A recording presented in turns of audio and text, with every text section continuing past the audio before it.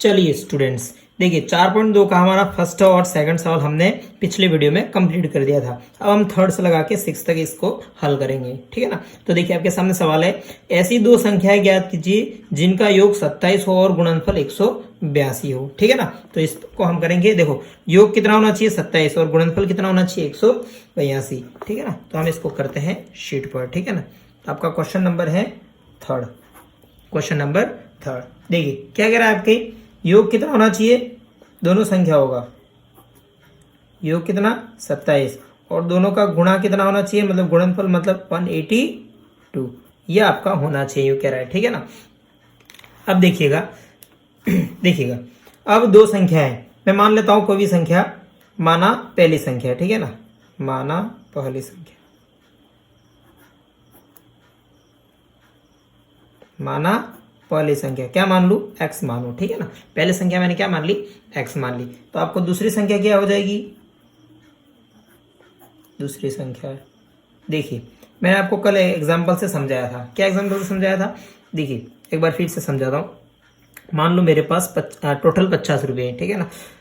देखो एक टोटल 50 रुपये, दो लड़के हैं, एक के पास है एक के पास है 27 रुपये, ठीक है ना। तो दूसरे पास कितने होंगे, देखिए एक के पास 27 है, 50 में से टोटल 50 है, एक के पास 27 है, तो दूसरे के पास कितने होंगे 23, ठीक है ना। कितने होंगे 23, देखो दोनों मिलके हो जाते हैं ना 40 और ये 50, दोनों मिलके हो गए। तो ये आपके पास ये 23 आया कहाँ से, आपने क्या किया, इस 50 में से इस 27 को घटा दिया, मतलब टोटल में से इस फर्स्ट वाले को घटा दिया, तो आपका सेकंड वाला आ गया। तो मैं भी यही करता हूँ, टोटल कितना आपके पास 27, टोटल कितना आपके पास 27, अब है कितना x, फर्स्ट संख्या, तो 27 माइनस एक्स हो जाएगा, टोटल में से मैंने x को क्या कर दिया, घटा दिया। अब प्रश्नानुसार, प्रश्नानुसार, ठीक है ना, प्रश्नानुसार क्या करा है, दोनों का गुणा, तो दोनों का गुणा कर देता हूं मैं, ठीक है ना। वो कितना आपके पास 182, ठीक है ना। अच्छा सवाल है और सरल सा सवाल है, ठीक है।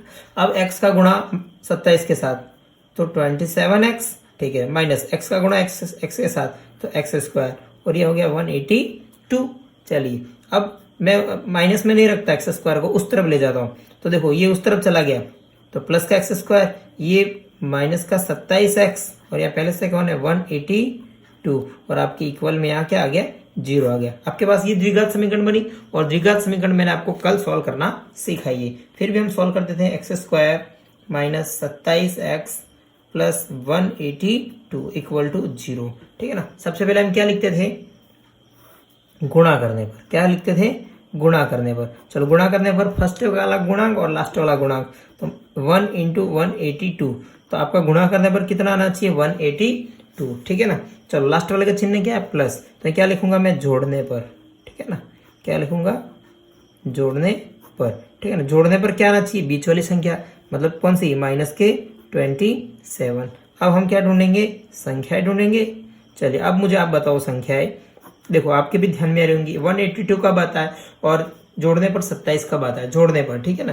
तो आप कुछ नहीं करो तो आप क्या करो, इसके अभाज्य गुणनखंड कर सकते हो, ठीक है ना। अब देखो मैं संख्या बता सकता हूँ आपके पास, देखो हाँ 14 और 13 ले लेता हूँ मैं, ठीक है ना। इन दोनों का गुणा करोगे तो 182 आ जाएगा। आप अभाज्य गुणनखंड करके भी कर सकते हो, कैसे, देखो ऐसे 182 लिखा मैंने, चलो करो, कितना होगा, ये हो जाएगा 291, ठीक है ना, ये इतना आ गया 91 आ गया। अब 91 में किसका जाएगा देखो 7 का, किसका जाएगा 7 का, ठीक है ना। तो आपके पास बचेंगे 7 एकम 7, ठीक है ना, 1, यहाँ बचा 7 या 21, फिर किसका जाएगा 13 का जाएगा 1, ठीक है ना। अब देखो इन दोनों का गुणा करो, कितना आता है 14 और 1 लो 13, 14 और 13 मिल गई, तो 14 और 13 यहाँ पर भी आ गई, ठीक है ना।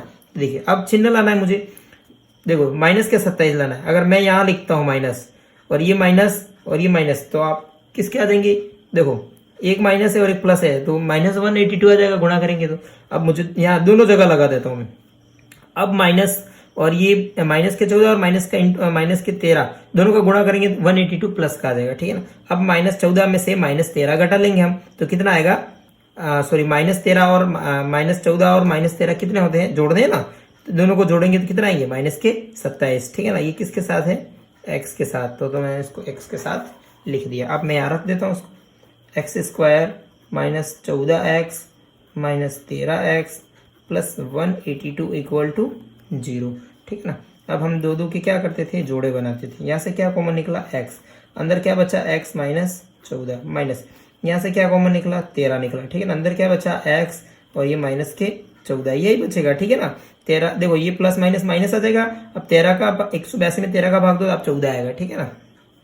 चलिए एक तो हम जो कोष्टक था वो लिख देते हैं 0 के इक्वल टू, जो सेम आता है वो, और एक जो बाहर बचा है वो लिख देते हैं 0 के इक्वल में। यहाँ से x की वैल्यू कितनी आई, 14, ठीक है ना, और यहाँ से x की वैल्यू कितनी आई, 13। तो आपके पास दोनों वैल्यू हो गई। तो पहली संख्या आपने क्या मानी थी, पहली संख्या क्या मानी थी आपने, x, और x की वैल्यू कोई भी ले लो आप, पहले 14 लोगे तो आपकी सेकंड संख्या कौन सी आ जाएगी, 27 माइनस 14 मतलब 13। अब सेकंड कंडीशन में लोगे x बराबर अगर 13 ले लेते हो फर्स्ट संख्या, ठीक है ना, तो सेकंड संख्या क्या आ जाएगी, 27 माइनस 13 मतलब 14। अब इन दोनों का गुणा करोगे तो वही आएगा। तो ये मेरा था कौन सा, फर्स्ट सवाल, ठीक है ना।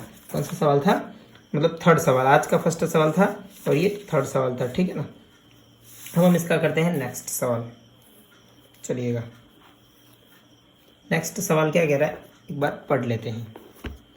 चलो, दो क्रमागत धनात्मक पूर्णांक ज्ञात कीजिए जिनके वर्गों का योग दे रखा आपको 362, ठीक है ना।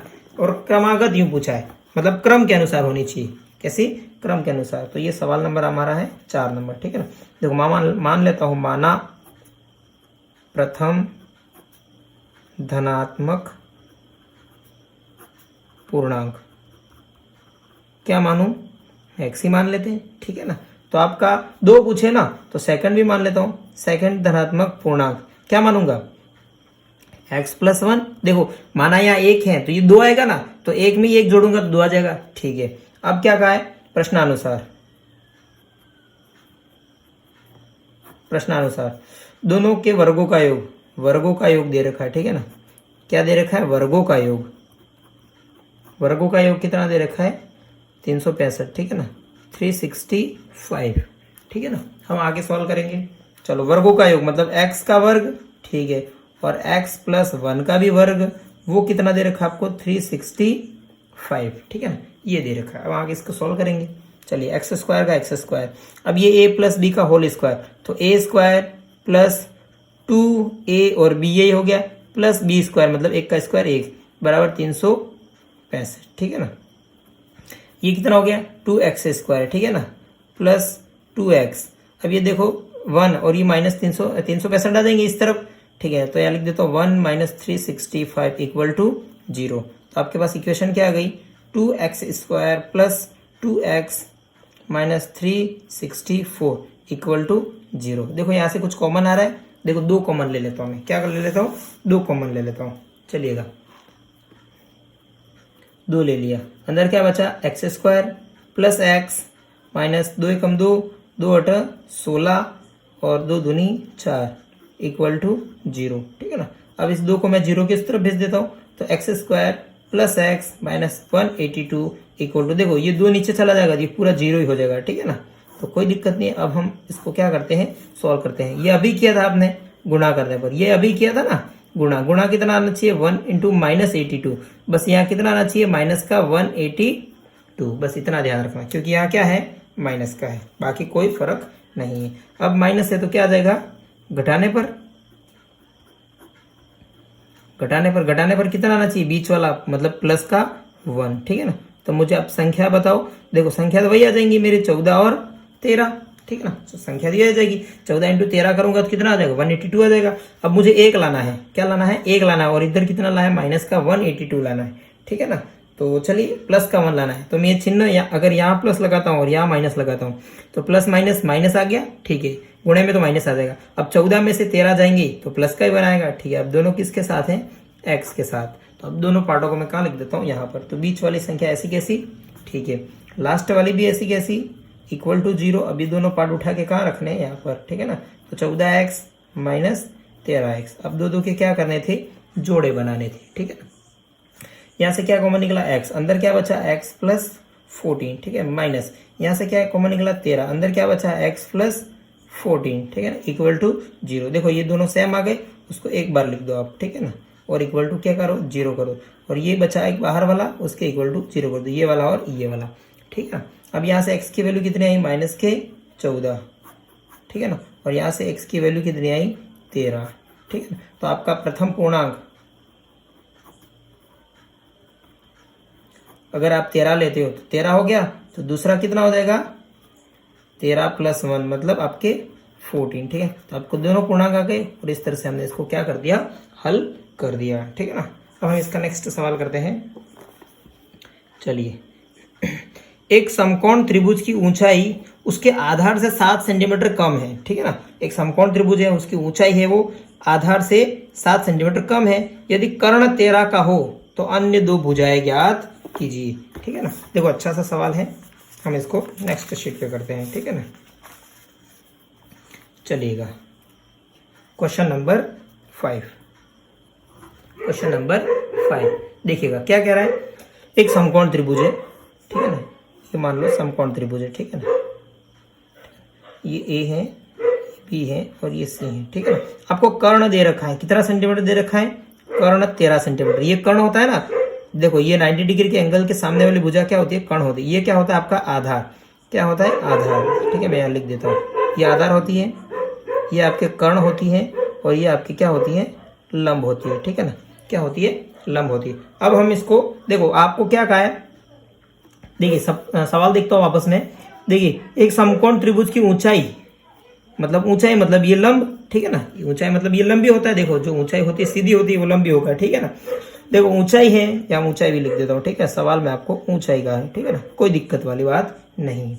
ऊंचाई उसके आधार से 7 सेंटीमीटर कम है, मतलब आधार में x मान लेता हूं तो ये क्या हो जाएगा 7 सेंटीमीटर कम है, मतलब x - 7। अब तीनों मिल गए, हम पाइथागोरस प्रमेय लगा देंगे तो हमारा सवाल हो जाएगा, ठीक है ना। तो मैं सबसे पहले यहाँ मान लेता हूं, ठीक है ना। क्या मानता हूं, माना समकोण त्रिभुज की आधार, ठीक है ना, कितनी है x मान ली, तो ऊंचाई क्या हो जाएगी, उससे 7 सेंटीमीटर कम है ना, तो x - 7। और आपको कर्ण दे रखा है कितना, 13 सेंटीमीटर का, ठीक है ना। अब हम क्या लगाएंगे, पाइथागोरस प्रमेय। तो लिख देता हूँ पाइथागोरस प्रमेय, ठीक है ना। अब पाइथागोरस प्रमेय लगा देंगे हम, तो आपको पाइथागोरस प्रमेय याद होनी चाहिए। क्या होती है, कर्ण का स्क्वायर बराबर आधार का स्क्वायर प्लस लंब का स्क्वायर, ठीक है। कर्ण कितना है 13, तो 13 का स्क्वायर, आधार कितना आपके पास x, आधार x माना है ना, चलिए ये वाला देखो, ठीक है ना। प्लस लंब कितना है, मतलब ऊंचाई x - 7 का स्क्वायर, ठीक है ना।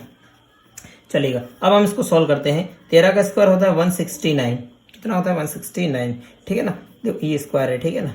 तो ये हो गया x का स्क्वायर प्लस, देखो ये a - b का होल स्क्वायर से खुल जाएगा, ठीक है ना। तो मैं लिख देता हूँ a square minus 2ab, 2a और b, 2a और b प्लस बी स्क्वायर मतलब 7 का square equal to 0, sorry equal to 0 नहीं आएगा क्योंकि यहाँ पर हमारी संख्या है, ठीक है ना। चलेगा, अब ये हो गया 169, ठीक है ना। अब देखिए ये 7 का स्क्वायर कितना 49 को मैं सीधा यहाँ ले लेता हूँ, माइनस का 49 हो जाएगा, ठीक है। ये एक्स स्क्वायर कितना हो गया 2x स्क्वायर, ये माइनस के 14x, ठीक है ना, कुछ नहीं बचा। चलिए अब देखो 2x स्क्वायर माइनस 14x, अभी 169 में से 49 गए, आपके कितने बचते हैं, प्लस के 120 बचेंगे, 120 बचेंगे और 120 को मैं वहां ले जाता हूं तो माइनस के 120 हो गए, ठीक है ना। ये आया, अब यहाँ से कुछ कॉमन दिख रहा है, 2 दिख रहा है, ठीक है ना। X square minus 7x minus 60 equal to 0, तो यहाँ से 2 कुछ काम करिए, वहां चला जाएगा 0 हो जाएगा, ठीक है ना। तो x square minus 7x minus 60 equal to 0। अब हम इसको क्या करेंगे, गुणनखंड विधि से हल करेंगे, ठीक है ना। गुणनखंड विधि आपको पता ही है क्या होती है, गुणा करने पर, ठीक है ना। गुणा कितना आना चाहिए, फर्स्ट वाला और लास्ट वाला, ठीक है ना। कितना आ गया माइनस के 60, ठीक है ना।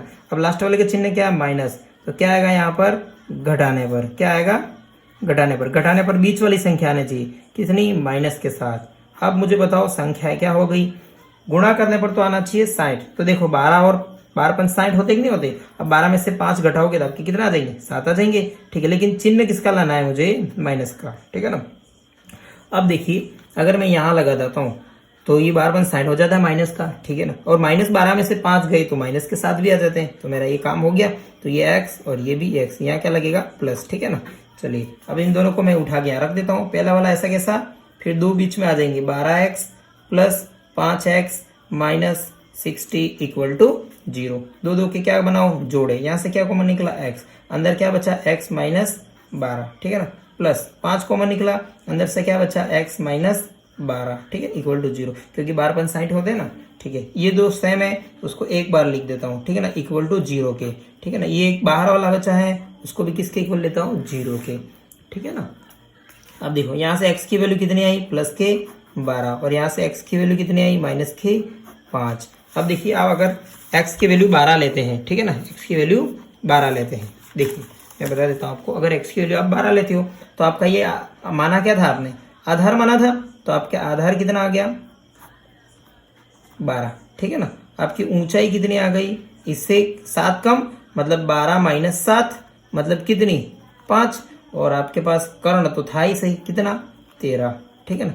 ये आ गया आपके पास क्या है, आंसर, ठीक है ना। तो इस तरह से हमने इसका कौन सा कर दिया, 5वां भी कर दिया। अब इसका जो अंतिम सवाल बच रहा है उसको भी हम करेंगे, ठीक है ना, मतलब छठा सवाल।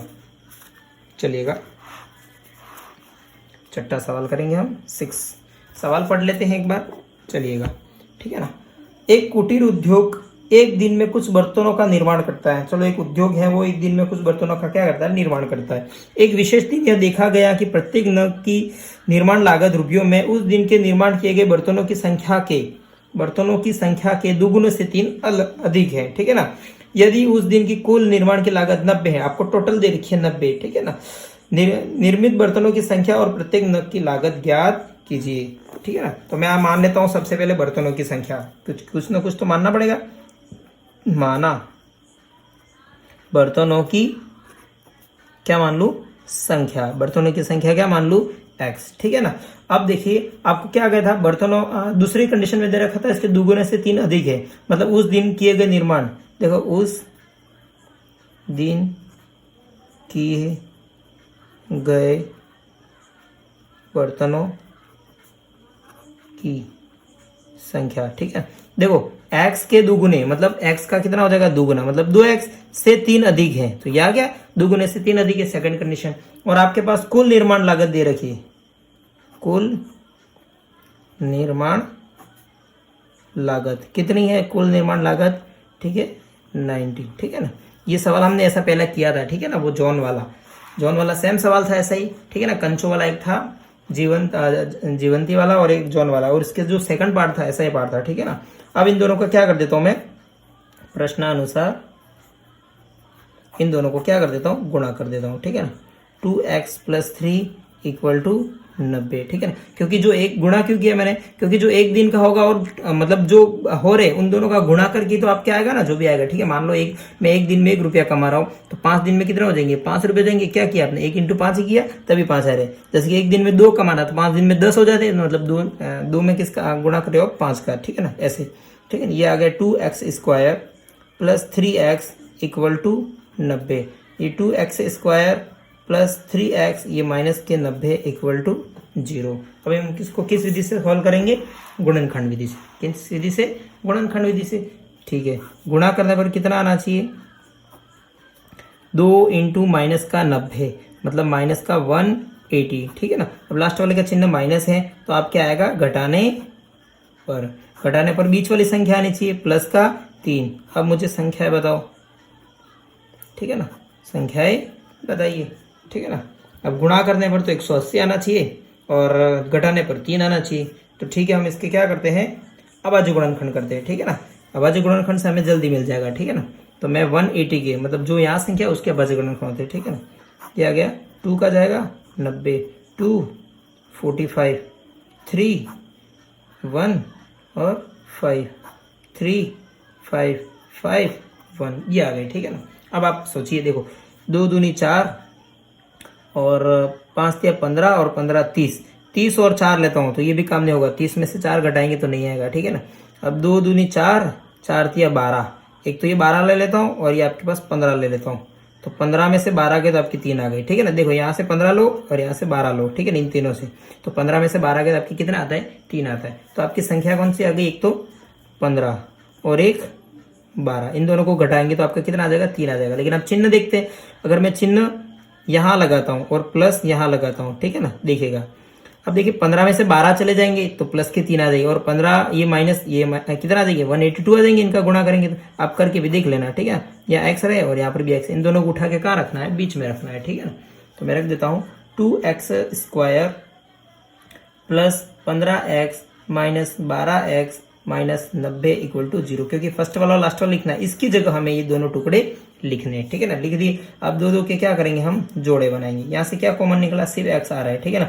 तो अंदर क्या बचा 2x प्लस 15, ठीक है ना, माइनस यहाँ से क्या कॉमन आ रहा है, देखो यहाँ से क्या कॉमन आ रहा है, 6 कॉमन ले लूँ मैं, ठीक है ना। देखो 6 हाँ हो जाएगा, ठीक है ना। 6 कॉमन ले ले तो अंदर क्या बचा 2x, ठीक है ना। ये माइनस माइनस प्लस, अब 6 एकम 6, 3 बचे 6 पंच 30 इक्वल टू 0। देखो ये और ये सेम आ रहे हैं तो उसको मैं एक बार लिख देता हूँ, ठीक है ना, वो भी किसके 0 के इक्वल, ठीक है ना। और ये जो बाहर वाला है उसको भी मैं क्या लिखता हूँ 0 के इक्वल, ठीक है ना। अब देखो यहाँ से x की वैल्यू आ गई, ये माइनस के 15 हो जाएंगे और ये बटे 2 चले जाएंगे, ठीक है ना। तो x बराबर माइनस 15/2, ठीक है। और यहाँ से x की वैल्यू आई 6, ठीक है ना। मतलब बर्तनों की संख्या कितनी हो गई 6, ठीक है ना। और उस दिन निर्माण किए गए, देखो बर्तनों की संख्या कितनी हो गई आपके पास 6 हो गई, ठीक है ना। ये पॉजिटिव वाली लेते हैं, ठीक है 6 हो गई।